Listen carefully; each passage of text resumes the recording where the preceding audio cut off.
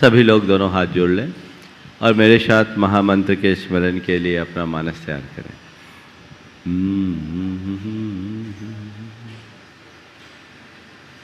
ळवो अरिहंताणं नमो अरिहंताणं ळवो सिद्धाणं नमो सिद्धाणं ळवो आयर्याणं नमो आयर्याणं ळवो वज्झायाणं नमो वज्झायाणं ळमो लोये सवशाहुनं नमो लोये सव्यसाहो एषो पञ्चेणमुयारो एषु पञ्चनमो यारो सवपावपणाशिनो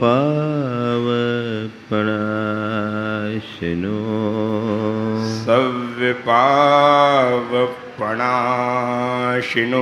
मङ्गलाळं च सवेशिं मङ्गलाणं च सव्येशिं पढमं होयि मङ्गलम् परमं होयि मंगलम। जय बोलो देवादिदेव 1008 श्री भगवान महावीर स्वामी की जय जय जय। अहिंसा परमो धर्म की जय जय जय। परम पूज्य आचार्य गुरुवर श्री विद्यासागर जी महाराज की जय जय जय। परम पूज्य महामना मुनिराज परमासागर जी महाराज की, परम पूज्य अरह सागर जी महाराज की। हमारे वचनों से हमारा व्यवहार बनता है। मधुर संभाषण हमारे जीवन में माधुर्य का रस घोलता है और वचनों में आई हुई कटुता पूरे जीवन में कड़वाहट घोल देती है। इस संदर्भ में कल आप सबसे बात की गई थी और वाणी पर संयम लाने के 4 उपाय भी बताए थे। आज कुछ विलंब हुआ है, पर उसी बात को आगे बढ़ाकर आज 4 बातें आप सबसे मैं कहना चाहूँगा। कल मैंने कहा था कि व्यक्ति को अपने वचनों पर नियंत्रण रखने के लिए संकल्प, सजगता, समीक्षा और सुझाव, ये चारों को ध्यान में रखना चाहिए। जागरूकता अंदर जब तक नहीं होगी तब तक हम किसी भी क्षेत्र में संयम नहीं रख सकते। आज मैं आपको 4 प्रकार के वचनों के प्रति जागरूक होने की बात करता हूँ। 4 प्रकार के वचनों का प्रयोग मत करें, कभी ना करें, उनसे हमें बचना है। वह है आरोप परक वचन,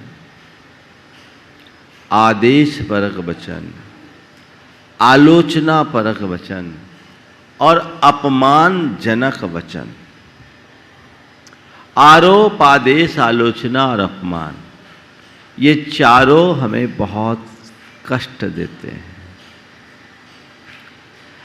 व्यवहार में लोगों के अंदर बिल्कुल संयम नहीं रहता, कम से रहता है और कुछ भी होता है सीधे सामने वाले पर आरोप जोड़ देते हैं। तुमने ऐसा किया, ये तुम्हारा काम है, ये तुम्हारे की वजह से ऐसा हुआ, तुमने ये कृत्य किया है, सबकी जड़ तुम हो। ये क्या हो गया? आरोप। और हम लोगों की एक दुर्बलता है कि जब किसी पर चार्ज लगाना होता है तो बिना देखे समझे चार्ज लगा देते हैं, तथ्यों की छानबीन किए बिना।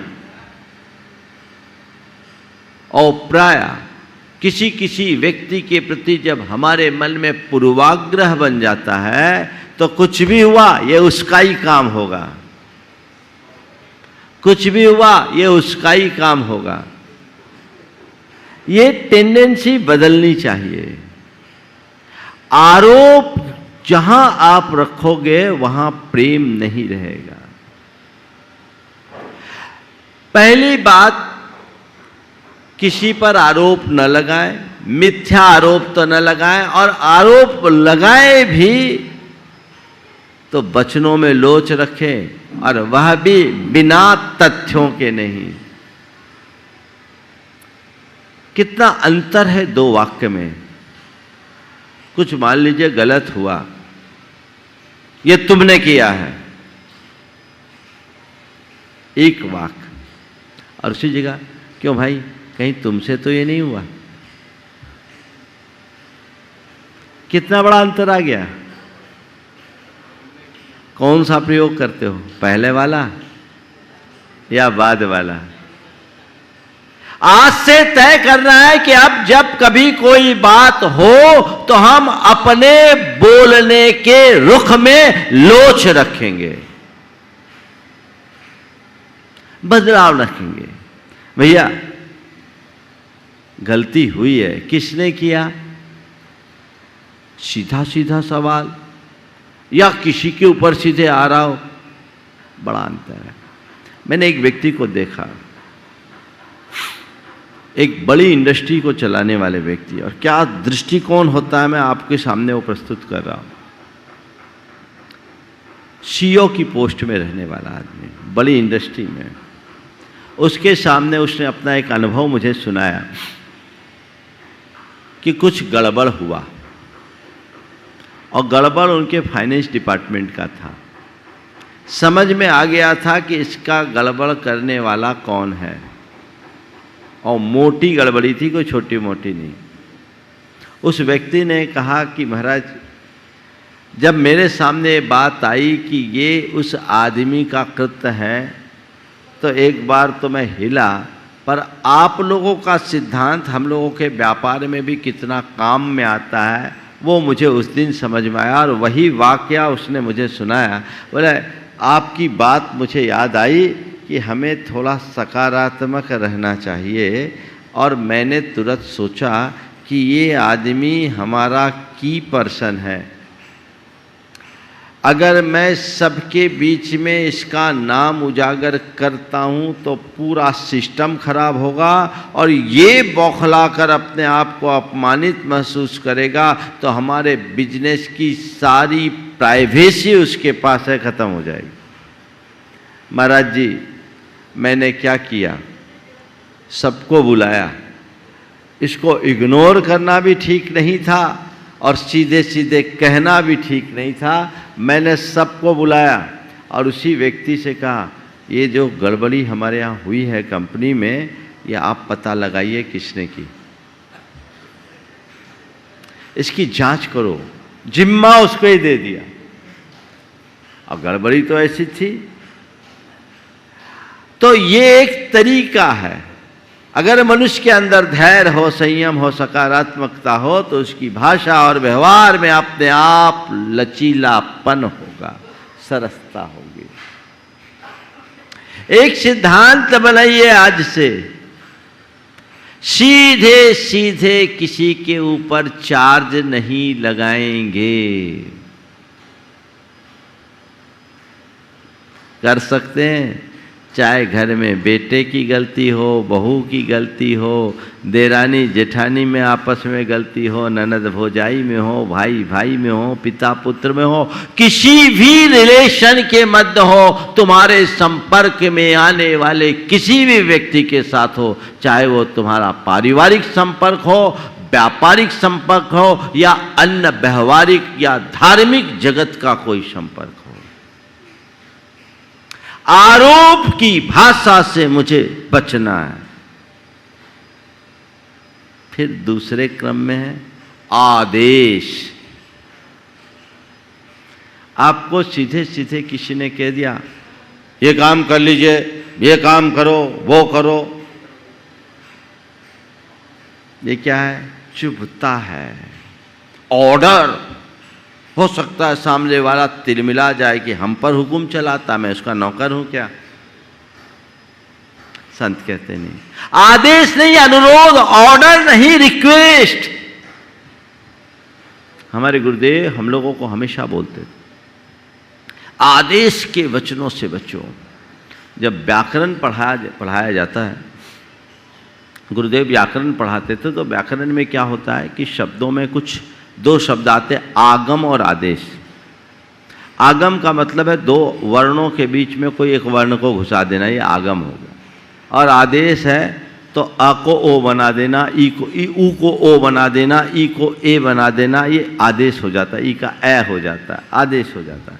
यानी उसके स्वरूप को बदल देता है आदेश, और आगम उसकी शक्ति को बढ़ा देता है, कुछ जुड़ जाता है।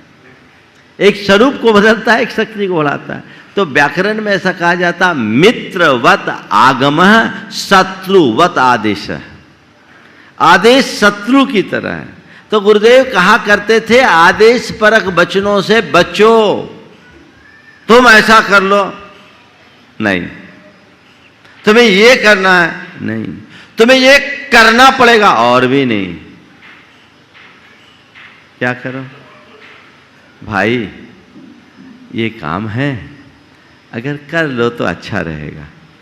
कितना अंतर आ गया? क्या आप ये काम कर सकेंगे? मुझे इस काम की आवश्यकता है, क्या आप मेरी मदद कर सकेंगे? कितना अंतर हो गया, बोलो। हम कर सकते हैं ऐसा? कर सकते हैं कि नहीं कर सकते? हाँ? तो कब से शुरुआत होगी? कर तो सब सकते हैं, पर शुरुआत का ही खेल है। बस ये आज से समझ रखो कि नहीं, दिमाग में एक बात बैठा लें, मुझे आदेश परक वचनों से बचना है, आरोप परक वचनों से बचना है। आदेश नहीं देना, चाहे वह मेरा मातहत नौकर चाकर ही क्यों ना हो। एक अच्छे इंसान की पहचान इससे होती है। मैं देखता हूं कई लोग हैं जो बिल्कुल आदेश परक वचनों का प्रयोग ही नहीं करते। स्वाभाविक सोचना पड़ता है, तो ये गुण आना चाहिए। जितना हम इसे अपने भीतर विकसित करेंगे, उतना हमारा व्यवहार निखरेगा। अपने व्यवहार को निखारना चाहते हो, अपने व्यवहार में मधुरता लाना चाहते हो, तो इन बातों पर पूरा ध्यान रखना ही चाहिए। तो आरोप परक वचनों से बचना, आदेश परक वचनों से बचना, तीसरे क्रम में आलोचना परक वचनों से बचो। आलोचना, ये तो बड़ा विचित्र है। जब एक बार आलोचना पुराण खुलता है ना, तो खुलता ही जाता है। किसी की भी बुराई की बात आती है तो एक बार व्यक्ति जब बुराई करना शुरू करता है तो करता ही जाता है, करता ही जाता है, करता ही जाता है। नहीं, किसी की बुराई मत करो, क्योंकि बुराई किसी को पसंद नहीं है। तुम्हें ये कमी है, तुम्हें वो कमी है, तुम्हें ये नहीं आता, तुम्हें वो नहीं आता, तुम तो किसी काम के नहीं हो, तुम में तो कोई गुण ही नहीं दिखते। कई लोग ऐसा कहते हैं। जिसे ठेठ शब्दों में कहूँ तो एक शब्द आता है, मारवाड़ी में बोलते कुचरनी करते। क्या करते हैं? कुचरनी। कुचरनी यानी बस कुछ ना कुछ, कुछ ना कुछ, कुछ ना कुछ कमी निकालते रहे, मीन में एक निकाले। अगर किसी की आप केवल आलोचना आलोचना आलोचना करोगे, या छोड़ो, आपकी कोई 24 घंटे आलोचना ही आलोचना करेगा, आपकी केवल कमियां ही कमियां निकालेगा, तो आपका उस व्यक्ति के प्रति क्या प्रेम रहेगा?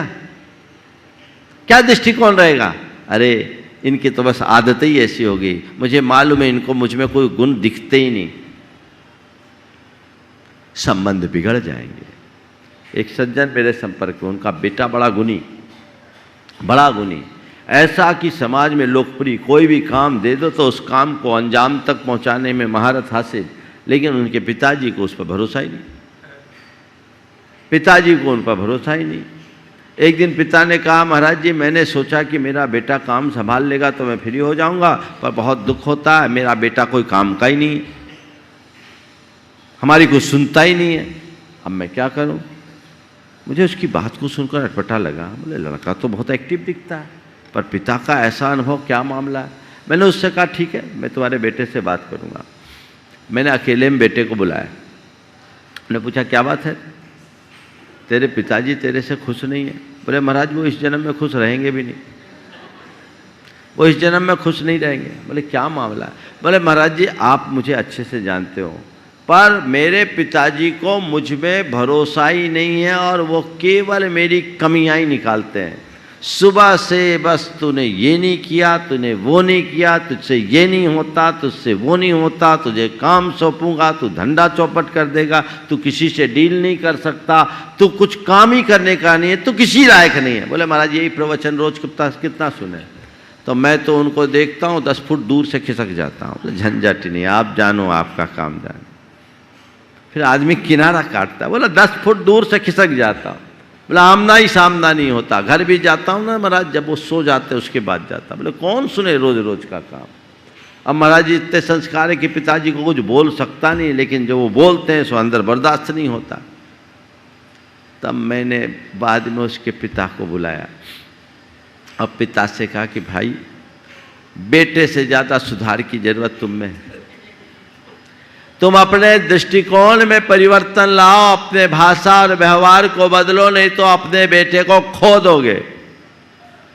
फिर मैंने उससे कहा कि तुम्हें लगता है बेटे में कोई गुण नहीं, पर अगर बेटों की गुणों की तालिका बनाई जाए तो हो सकता है तुमसे आगे निकल जाए। उसकी तुम कमियों को क्यों पकड़ते हो, अच्छाइयों को उभारो। और आज से एक नियम लो कि बेटे की किसी गलती पर कोई भी टिप्पणी नहीं करोगे, और जब भी बेटा कोई अच्छा काम करे उसकी पीठ थपथपाओगे, उसे शाबाशी दोगे, उसकी सराहना करोगे।